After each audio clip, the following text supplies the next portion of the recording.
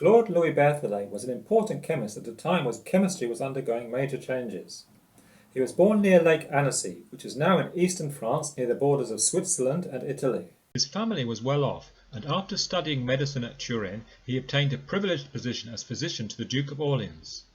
This position allowed him to carry out independent study so that by the mid-1780s he was elected a member of the French Academy of Science.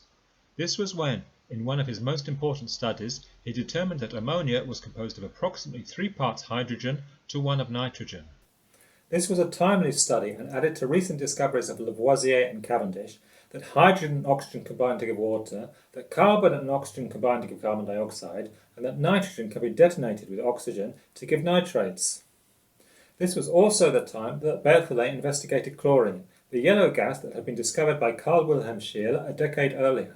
Scheele had named the new gas dephlogisticated marine acid, but within just a few years doubts about the concept of phlogiston were being raised by Lavoisier. Lavoisier had also recently hypothesized that the presence of oxygen in a compound causes acidity, and as a result of this, Berthollet incorrectly concluded that chlorine must be a compound of oxygen. However, Berthollet would also report that alkaline solutions of chlorine can be used for bleaching cloth, and within a short time of these reports, the manufacture of bleach was begun at Jarvel, a suburb of Paris on the River Seine. Shortly after this, the French Revolution began, during which, in the Reign of Terror, Lavoisier, a former tax collector, was guillotined. Berthollet survived the revolution and was appointed to various commissions, a result of which was that he later came to the attention of Napoleon, so that when Napoleon invaded Egypt in 1798, Berthollet was one of the scholars he took with him. This campaign led to another of Berthollet's important discoveries, something he would describe in his classic textbook Essai de statique chimique. While in Egypt, he noticed that on the edge of salt lakes, where large amounts of salt and limestone were in contact, crystals of sodium carbonate had formed. This was the reverse of what is normally seen in the laboratory and led him to develop a theory of the reversibility of reactions.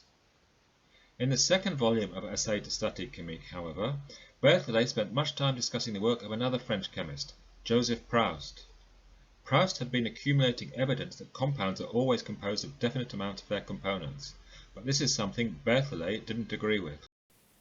Berthollet believed that in many instances compounds, like alloys or solutions, could be formed from varying amounts of their components. However, in his discussions he was always very polite to Proust, and this aspect of his character, his ability to get on with colleagues, is evident later on when he made many contributions to the Society of Arcueil. Berthollet owned a country house at Arcueil, which was just outside of Paris, and here he would meet with other scientists, including 2 younger chemists, Joseph-Louis Gay-Lussac and Louis-Jacques Thenard.